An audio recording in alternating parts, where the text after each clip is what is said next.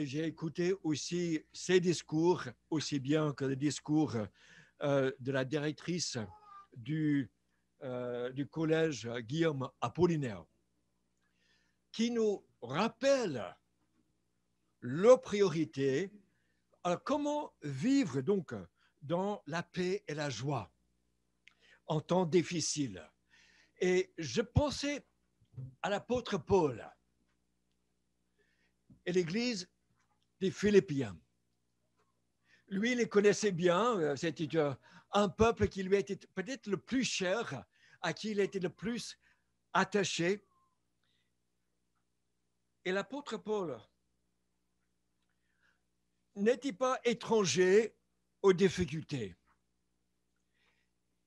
Quand il s'est converti à Damas sur en route, on le permet de s'échapper pour sa vie. Après, il est tabassé et laissé à mort en Turquie, en Galatie. Quand il arrive à Philippe, notre ville, euh, il est encore jeté en prison et de nouveau, il se retrouve en prison à Rome. Donc, les Philippiens se posent la question, mais qu'est-ce qui parvient, qu'est-ce qui arrive dans la vie? Et leur question, je les traduis pour nous. Qu'est-ce qui nous arrive? On nous maltraite, on n'en peut plus. Or, Philippe est une colonie romaine et donc les hauts gradés de l'Empire romain s'installent. C'est un lieu de vacances. Alors, dans les lieux de vacances, on ne s'attend pas à être frappé, jeté en prison. Et puis, leur apôtre se retrouve de nouveau, cette fois-ci à Rome, en prison. Et ces hauts gradés s'interrogent. Ce n'est pas comme ça qu'on envisage pour terminer sa vie. L'apôtre, quand il arrive, il n'y a même pas assez de juifs, même pas assez de croyants dans cette ville pour faire une synagogue. Donc, une petite réunion de prière. Et quand il arrive dans cette ville vraiment païenne, il y a une femme avec un esprit qui fait la divination. Voici les serviteurs de Dieu qui vont vous envoyer enseigner. Et il n'en peut plus. Or, il demande à l'esprit de sortir. Or, ce n'était pas vraiment le truc correct à faire. Il se retrouve en prison, manque d'argent pour ses propriétaires. Et c'est là où l'apôtre Paul s'habitue, mais ce n'est pas le dernier mot. Dieu envoie aussi le tremblement de terre. Les geôliers se rendent compte qu'il y a des choses surnaturelles qui se passent, se convertit, et l'Église, quoique petite, à peine très très peu de croyants, dans une ville vraiment magistrale romaine connue, a une assurance de survivre. Et donc, c'est cette tendresse, cette action de l'apôtre Paul et Silas en prison qui ont permis que cette église existe. Ils n'ont jamais oublié. Et plus d'une fois, ils ont envoyé de l'argent. Et maintenant, en prison à Rome, qui était aussi insalubre, il se trouve que leur envoyé tombe malade, prêt à mourir. D'où la question, le découragement. Pourquoi cela m'arrive encore? L'identité peu appréciée. Nous sommes des Romains ou des Juifs. Alors, les deux ne s'entendaient pas. Et la question de qui suis-je dans tout cela? Dans une ville impériale romaine, comment être croyant? Et puis finalement, gérer le quotidien. Quand on est menacé, quand on est inquiet et quand il y a des problèmes, comment maintenir vraiment plus que la vie du retraité, mais vraiment la vie. Donc, le découragement. Pourquoi ça m'arrive-t-il?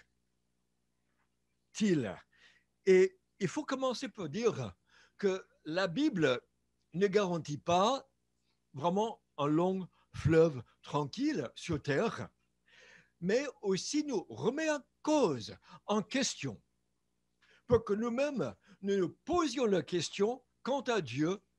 Dieu, y a-t-il des choses dans ma vie que tu essayais de me rappeler pour que je les corrige?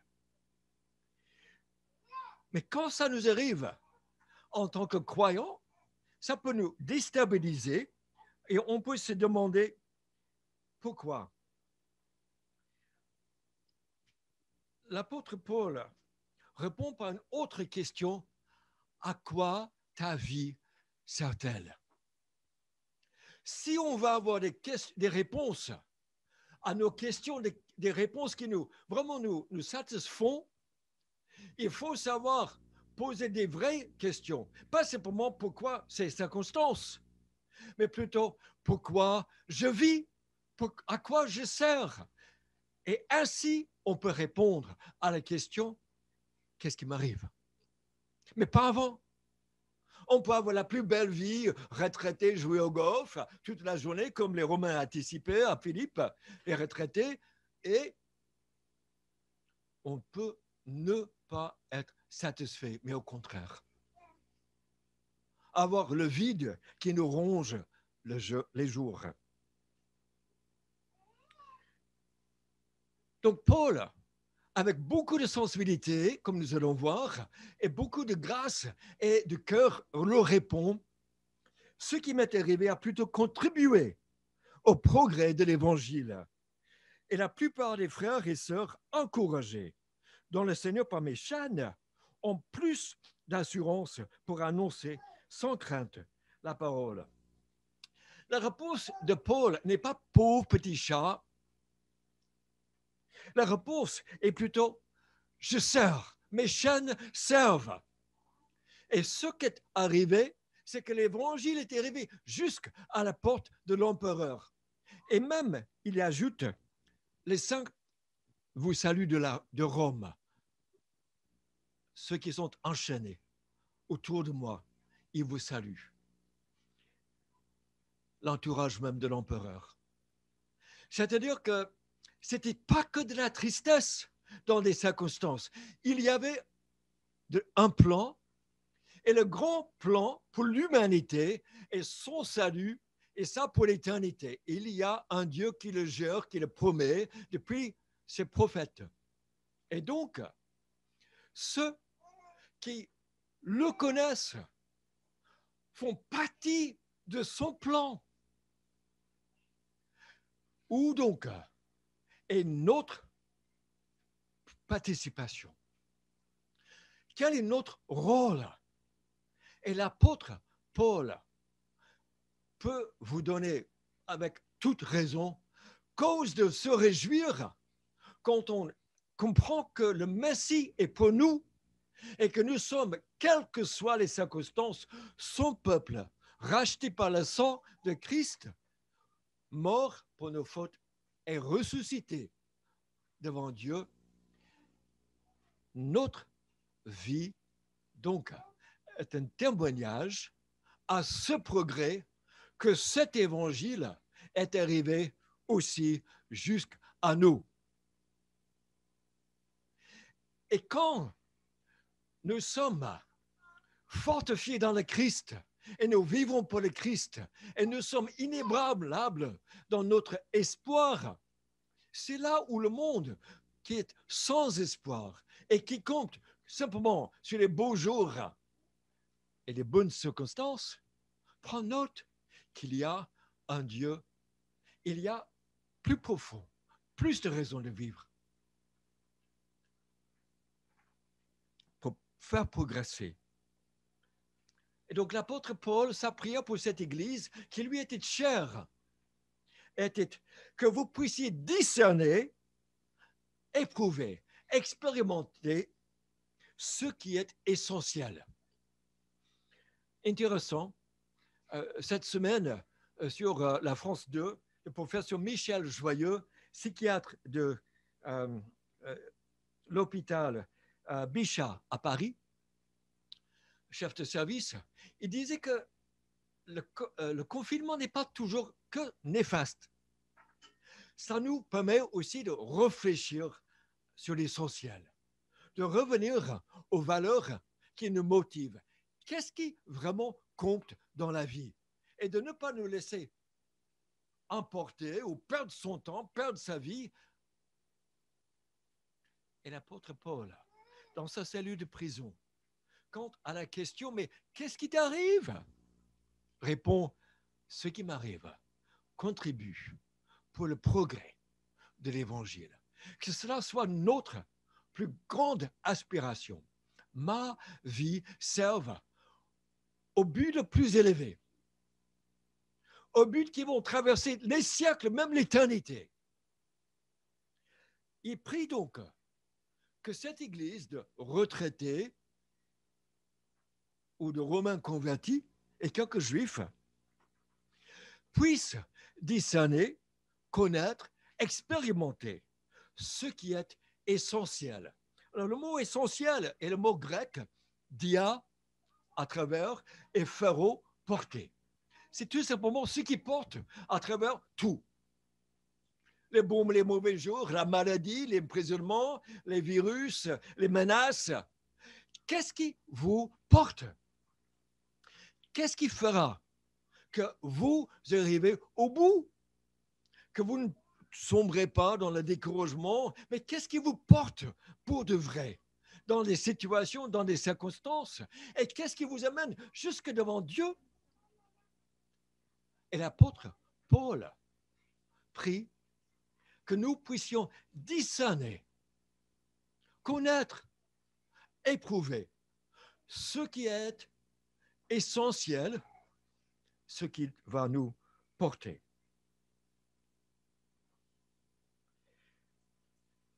Ainsi vous serez purs et irréprochables pour le jour de Christ, remplis de fruits de justice qui vient par Jésus-Christ, à la gloire et à la louange de Dieu.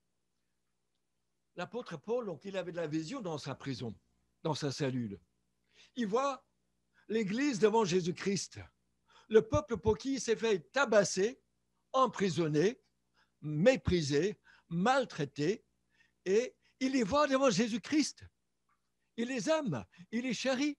Et il dit, je veux que vous soyez ce jour-là irréprochable, plein de bonnes œuvres. Et quand Jésus vous interroge ou vous répondiez pour qu'est-ce que j'ai fait de cette vie, de mes occasions, la réponse de la part du Seigneur Jésus-Christ, mort et ressuscité pour les péchés du monde et qui régnera, et ça sans fin, sa réponse sera que vous êtes prêts. Vous êtes irréprochables. Et vous, vous avez bien vécu. Et vous, vous avez des œuvres bonnes. Et vous les avez mises en pratique par votre vie. C'est vraiment une vision beaucoup plus loin que de jouer au golf pour mes jours retraités, de passer le temps.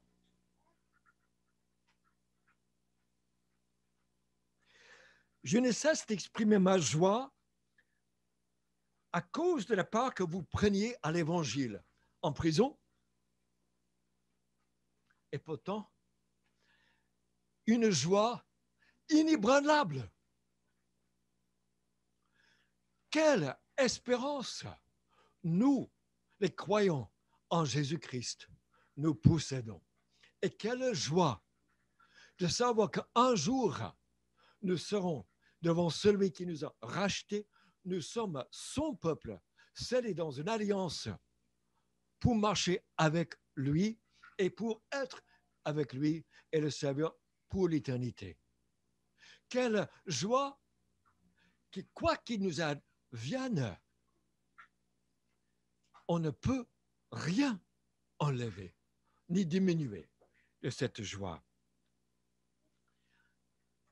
Car vous participez tous à la même grâce que moi. Alors, il est en prison, il est à Rome, eux ils sont des Romains, dans une ville libre, une colonie, mais ils ont plein de choses en commun. Ils participent ensemble. Et que ce ne soit pas Zoom, ou que ce soit en présentiel, ou que ce soit ici à la ville de plaisir, ou plus loin. En commun, nous avons ce qui est essentiel. Et cette grâce que Dieu nous a donnée librement par le sang de Christ, pour le connaître, nous unit. Et quand on marche et quand on vit dans cette grâce, on participe. Cette Église a participé financièrement. Cette Église de Philippe a aussi envoyé à Rome un ambassadeur pour prendre soin de l'apôtre en prison. Et nous, de par nos œuvres, de par nos actes, de par nos gestes, de par nos prières, nous participons activement à l'évangile de Jésus-Christ pour que Dieu lui-même vous le rende. Donc la question, à quoi sert ta vie, a une réponse en Jésus-Christ. Et trouve que nous avons donc une joie et une grâce de participer à la plus grande cause qui soit, le salut, le pardon des péchés, la réconciliation des hommes et des femmes auprès d'un Dieu qui gère tout et qui rappelle à l'ordre cette humanité et qui les prépare, qui les prévient qu'il y aura des jours où chacun rendra compte. Donc, à ne pas simplement sombrer dans des situations difficiles, mais plutôt de nous réjouir, de pouvoir savoir à quoi sert notre vie, notre existence. Et ça, c'est pour Dieu, afin que son évangile progresse.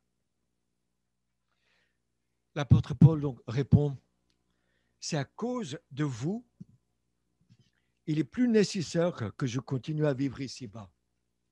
Une nécessité, une cause si grande, une raison d'être si importante que c'est nécessaire. Ma place, mon rôle, ce que je fais, Dieu vous a créé, Dieu vous a choisi, et quand il vous ramène à lui, il vous donne son esprit, son pardon, et puis des dons pour servir d'une façon particulière. Et que Dieu vous bénisse, Dieu vous permette de découvrir, de connaître votre place qui est nécessaire pour son plan et son projet pour ce monde.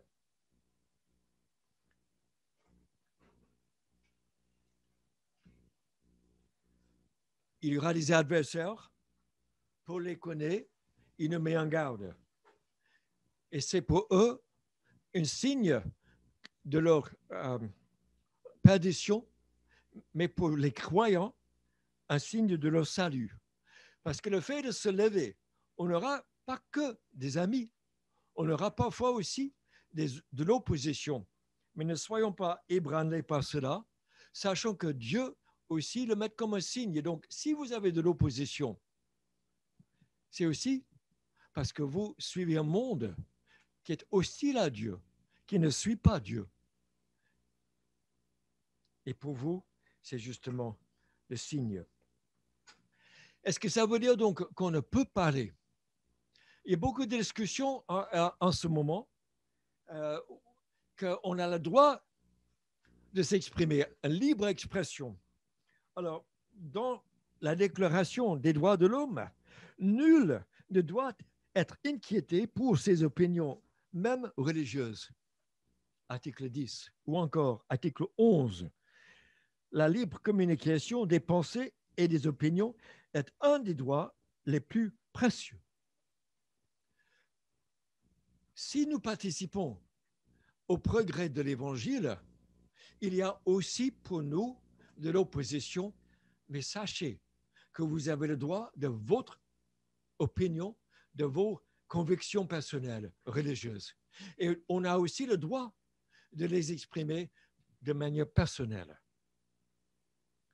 Même à l'école, vous avez sans doute vu, et même cette semaine, de la laïcité, où on avait vu qu'il y avait pas mal de discussions sur la laïcité, mais la France respecte est neutre. On est libre de croire, chacun. La France, la laïcité protège même contre toute pression qui empêche de faire le propre choix. Il y a une liberté d'expression des élèves et aussi une culture de respect pour chacun qui est à l'école ou chacun qui est français. Le pays, la laïcité aussi protège le fait de croire ou de ne pas croire. Vous avez donc le droit de croire, vous avez aussi le droit d'exprimer. Aussi bien que l'école républicaine a le droit de remettre en question toute croyance ou toute philosophie. Donner de nom, mais les chrétiens, le croyant aussi, a ses droits. Pour résumer donc ce premier point, je sers rien de moins qu'au progrès de Jésus-Christ, son plan de salut pour ce monde. Et Dieu agit pour nous rendre irréprochables. Les conséquences sont secondaires.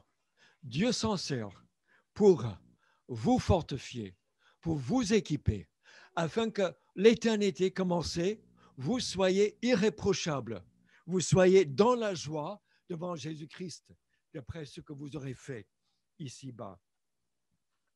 De deux, une deuxième débat, une deuxième question qui était entre les Philippiens et Paul, les Romains, les Juifs, les retraités, les libres. Qui suis-je? Et encore, quand ce n'est pas toujours apprécié. Qui suis-je? À quoi puis-je me rapprocher? À quoi puis-je où est-ce que je peux trouver repère et identité qui est vraiment suffisamment forte pour traverser les épreuves et les difficultés? Et l'apôtre Paul répond pour lui-même qu'il était d'une ethnie super benjaminite, israélite. Il avait une position de pharisien. Il avait une performance irréprochable selon la loi. Il avait aussi une formation sous Gamaliel à Jérusalem. Et donc, pour lui, il avait tout, comme pour les Romains à Philippe. Mais il a dit, dans toute cette confiance dans ma condition, je pouvais encore me glorifier, me réjouir, jusqu'à ce qu'il a compris que c'était largement insuffisant. Et de connaître le Christ, donc, quand le Christ est venu sur son chemin pour se faire connaître à lui, pour bouleverser sa vie, où il se fait emparer par le Christ. Il utilise ce mot fort. Et quand on rencontre Dieu, si on le connaît vraiment, on a un Dieu qui s'empare de notre vie. Ce n'est pas un Dieu à distance, ce n'est pas un accessoire ou un petit doudou qui me rend bien. Il est Dieu. Et quand il s'empare de notre vie, les autres choses pâlissent.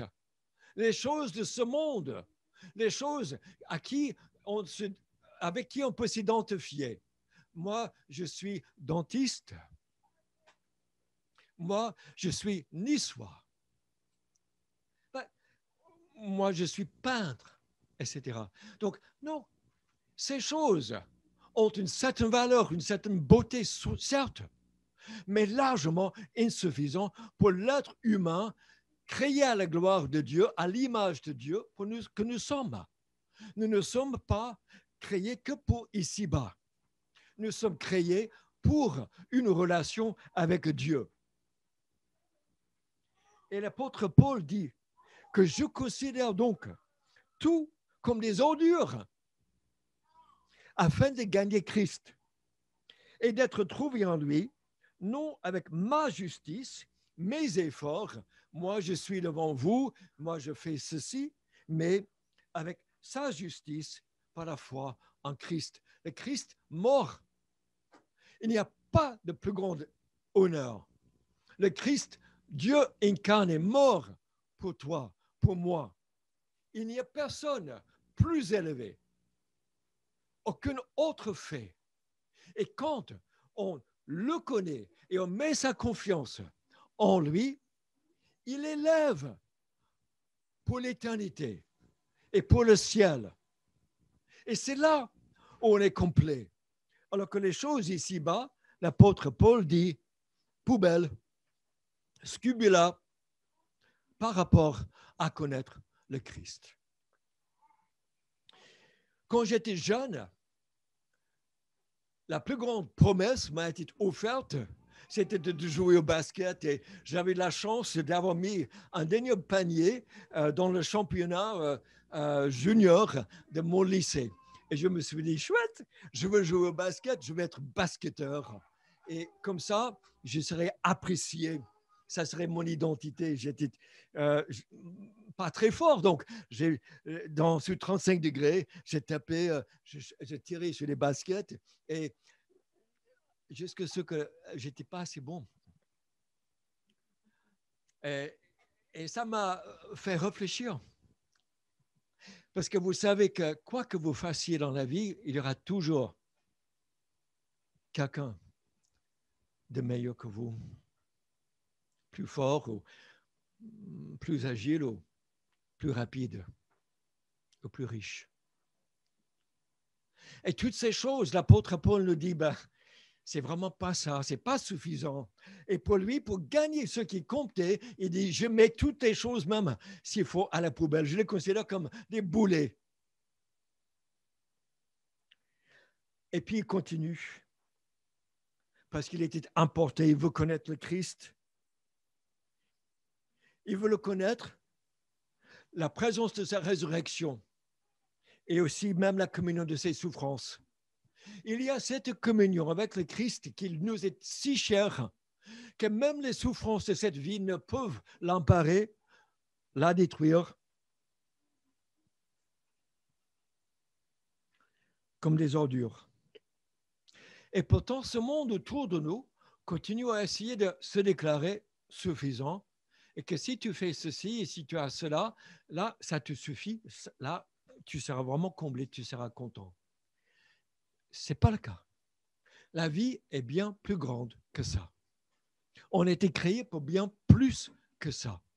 Et ce n'est que de nous retrouver en Dieu, pas Jésus-Christ, que nous allons être vraiment satisfaits. Un article encore dans Le Monde que j'ai lu cette semaine ou la semaine avant était écrit par un prêtre dominicain du nom d'Adrien Candillard. Il dit dans cet article, le fanatisme remplace Dieu par un objet fini et croit ainsi pouvoir le posséder. Autrement dit, la religion, tous nos efforts de plaire à Dieu, de m'identifier à quelqu'un qui garde les lois, qui fait ceci pour Dieu, et qu'ainsi Dieu, il va peut-être m'accepter, je me justifie, je fais toutes ces choses bien. Et quand on touche à ces choses, ça me blesse profondément parce qu'il dit pour lui qu'on identifie Dieu avec les choses. Le bâtiment, ce rite, ce culte. Et donc, le fait que j'essaie de contrôler Dieu ou de m'approcher de Dieu, il dit, confond. Dieu est bien plus grand. C'est de l'idolâtrie, il dit. Et nous sommes appelés tout simplement à ne pas tomber dans le piège. Nous n'avons pas de religion où nous avons des choses. Nous avons un Dieu sauveur qui s'est incarné et qui s'est accaparé de nos péchés pour les tuer, les exterminer sur la croix parce qu'il n'y avait aucun autre moyen de nous déclarer vraiment juste que de nous les payer.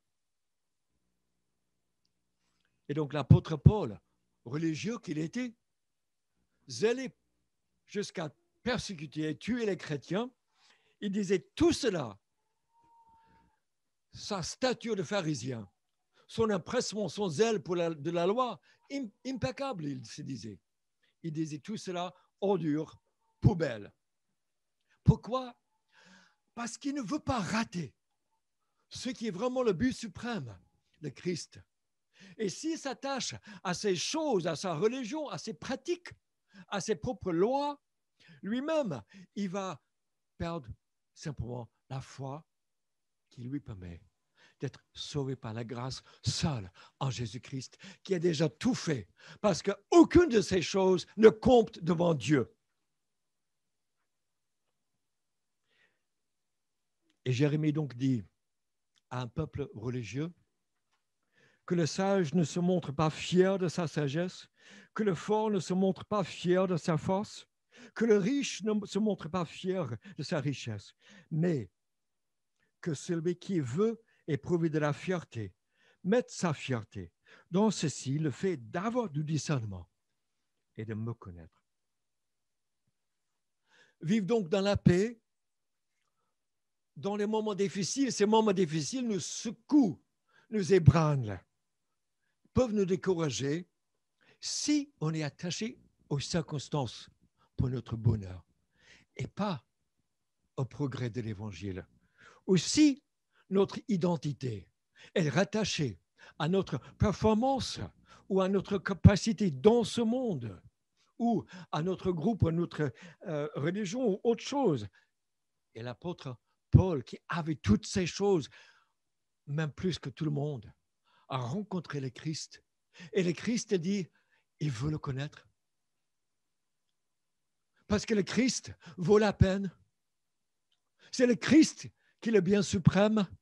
C'est le Christ mort pour nous, qui ne nous lâchera pas, qui ne nous oubliera pas, mais qui pardonne nos fautes et qui nous aime.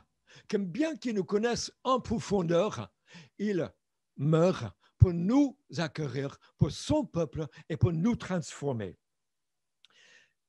Et ça nous amène donc au quotidien, gérer le quotidien, quand ce n'est pas simple. Honte, les Philippiens pouvaient dire de Paul, tu es encore en prison encore.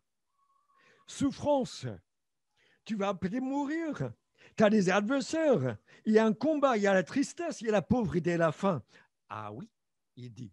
Et alors, partout et en toutes circonstances, j'ai appris à être rassasié et à avoir faim. J'ai appris à être dans l'abondance et d'être dans le besoin. Et je peux tout par le Christ qui me fortifie. Ce n'est pas la circonstance, c'est le Christ. Et lui, il vous fortifie par la puissance de son esprit et de sa présence. Le Christ ressuscité, mort pour vous. Et c'est Dieu, comme il dit, n'a pas épargné son propre Fils, mais l'a livré pour nous tous. Comment ne nous donnera-t-il pas toutes choses aussi avec lui? Donc, on peut se réjouir dans les menaces de la maladie ou de la persécution. On peut avoir de la paix et on peut avoir les pensées qui nous élèvent. Comment? Réjouissez-vous toujours. Commandement. C'est pas maintenant je suis devant une millefeuille ou une forêt noire. Mais plutôt, c'est je me réjouis parce que c'est un commandement. Et l'apôtre Paul dit qu'on peut le faire par le Christ qui me fortifie. Je ne me laisse pas sombrer. Je ne me laisse pas aller. Et puis, Philippiens 4.4, c'est comme un 4.4. Ça passe partout. Réjouissez-vous toujours dans le Seigneur. En prison, ça marche. Encore et encore. Dans le confinement, ça marche. Dans la menace de la maladie, ça marche. Réjouissez-vous toujours. Christ est annoncé, dit l'apôtre Paul en prison, je m'en réjouirai encore. Et si, de par notre existence, c'est nécessaire, Dieu dit, qu'on existe ici-bas, Dieu veillera que tu participes à sa joie, au progrès de son évangile, que tu as en commun avec le Christ, ses souffrances peut-être. Mais tu auras aussi avec le Christ la connaissance et la présence de ce Dieu ressuscité. De deux, ne vous inquiétez de rien. Bah oui, tu es en prison encore et tu vas peut-être mourir. Bah oui, ne vous inquiétez de rien.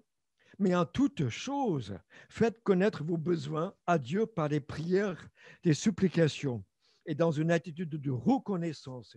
Et, d'accord, si je prie, parce qu'il y a des batailles et des problèmes, les circonstances sont réelles, les problèmes sont réels. Je me réjouis et je prie. Parce que quand je prie, Dieu change des choses. Dieu est puissant. Il agit. On prie donc pour nos autorités, on prie pour les aides-soignantes, on prie pour les enseignants, on prie pour nos élèves. Parce que Dieu agit et Dieu bénit quand on prie. Et donc, il dit prie.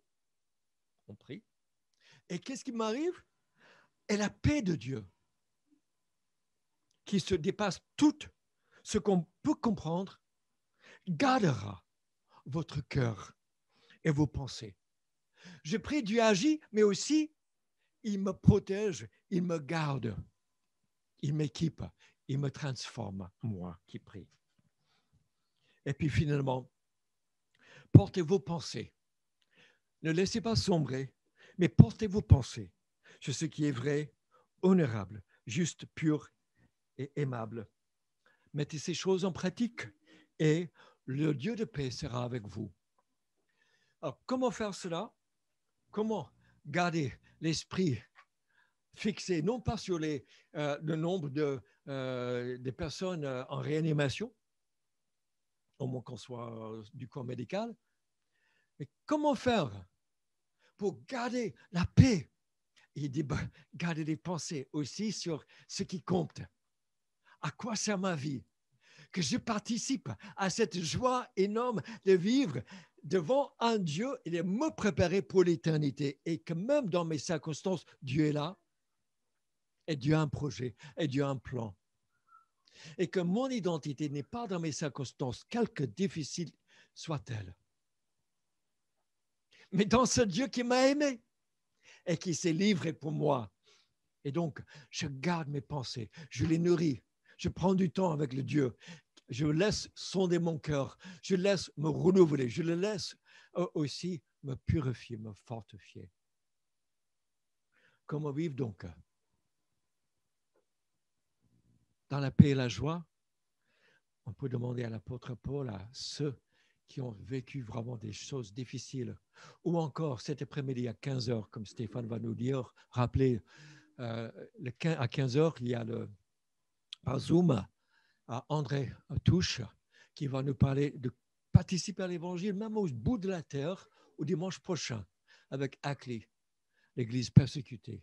Comment garder la paix sous la persécution? Il y en a ces secrets que Dieu donne.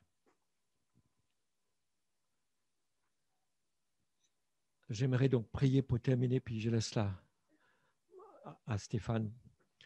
Père éternel, tu vois les situations autour de nous qui sont compliquées, difficiles et qui nous dépassent, mais c'est toi qui gères.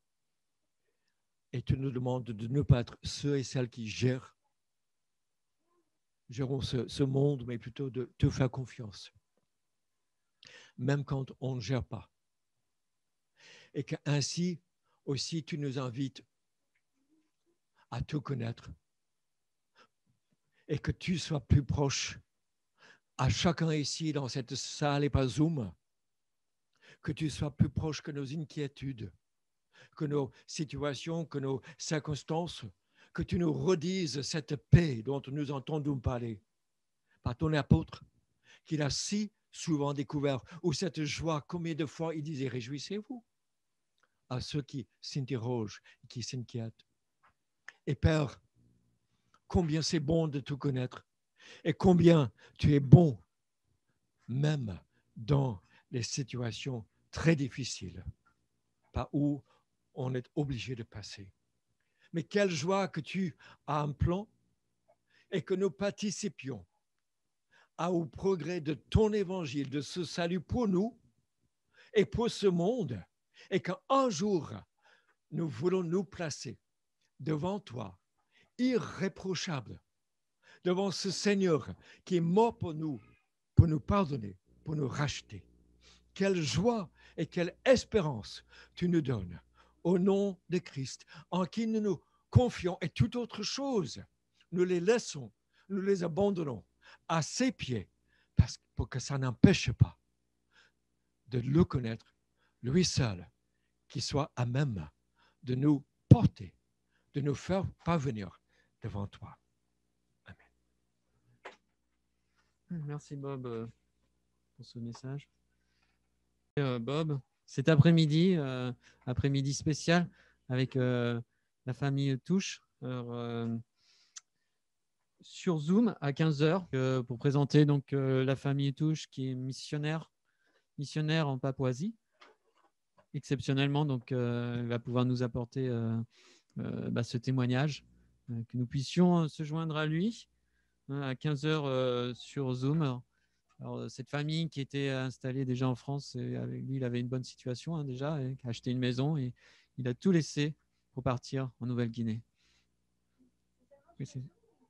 Alors oui, on a dû annuler la présentation sur place. On n'a plus le droit en fait de se rassembler en dehors d'un culte. Donc il a accepté et il a proposé voilà.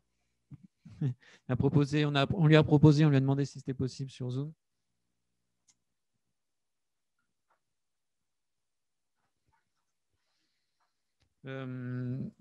Donc 8 novembre, c'est le week-end prochain. Donc dimanche de l'église persécutée. Donc un culte spécial à distance. Et ce sera Akli qui apportera le message. Merci à Akli. Nous avons eu hier également un temps de prière par Zoom. Continuons donc à prier, à nous mobiliser. Je crois que c'est important. Nous allons être confinés encore pendant plusieurs semaines là. Mais utilisons au mieux ces moyens de se rassembler, de prier ensemble. Ah. Si Camille, tu veux nous commenter la photo.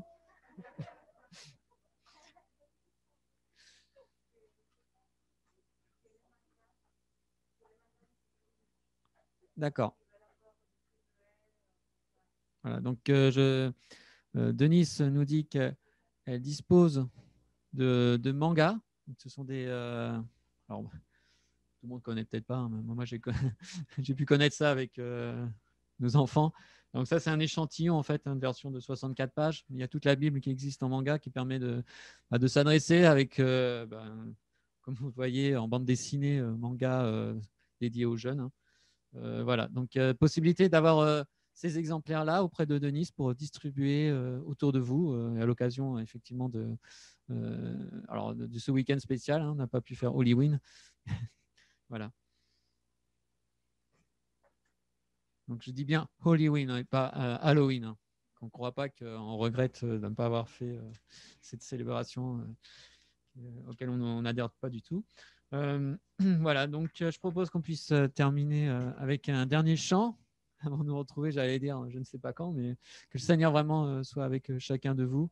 En ayant ce message, j'ai aussi repensé à l'église persécutée. Alors, il y a eu c'est un week-end spécial porte ouverte. Carrie nous a envoyé un lien. J'ai eu juste le temps de regarder rapidement. Je pense que c'est encore possible de le revoir en rediffusion avec beaucoup de témoignages. Et c'est vraiment c'est fort. C'est vrai que j'ai juste écouté un témoignage et déjà, ça m'a fait vraiment quelque chose. Donc, un homme de Nord-Corée, enfin de la Corée du Nord, qui a témoigné les passés pour la liberté. Il a réussi à s'échapper, mais il a fait 4 fois la prison avant de réussir définitivement. Et il s'est converti dans une église. Et donc, il témoigne que c'est vraiment puissant, que ce qu'il a vécu, et il ressent encore ses blessures, même dans son corps. Il disait qu'il doit prendre des antalgiques.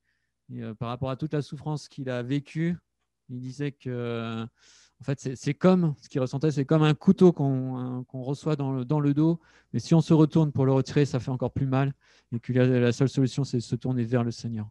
Ouais, donc, si vous pouvez, je vous invite aussi à réécouter ces témoignages, surtout que ça rentre également dans ce week-end prochain, l'Église persécutée. Prenons Christ seul me suffit. pour clôturer.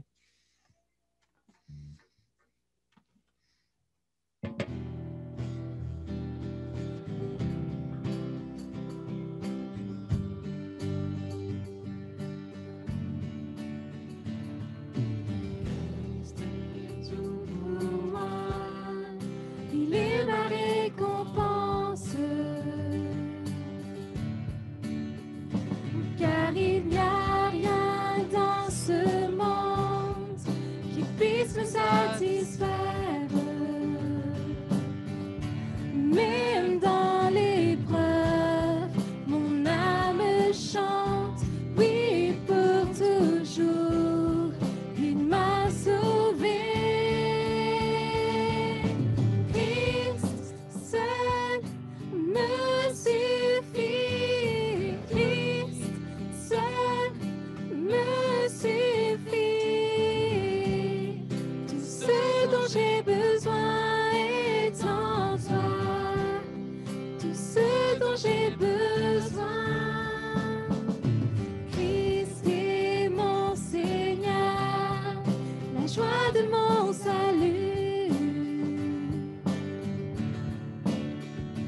Et cet espoir est sans fin, le ciel est ma demeure. Même dans l'orage, mon âme chante, Jésus est là, à Dieu soit la gloire. Christ seul me suffit, Christ seul me suffit. Tout ce dont j'ai besoin est en toi, tout ce dont j'ai besoin.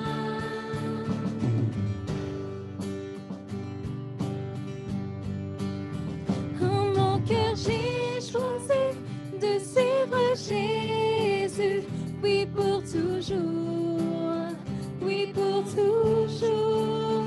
En mon cœur j'ai choisi de suivre Jésus, oui pour toujours, oui pour toujours. La croix devant moi, le monde derrière moi, oui pour toujours, oui pour toujours. La croix devant moi, le monde derrière moi, oui pour toujours, oui pour toujours. Christ seul me suffit, Christ seul me suffit. Tout ce dont j'ai besoin est en toi, tout ce dont j'ai besoin. Christ seul me suffit, Christ seul me suffit. Tout ce dont j'ai besoin est en toi, tout ce dont j'ai besoin. Bon dimanche à tous.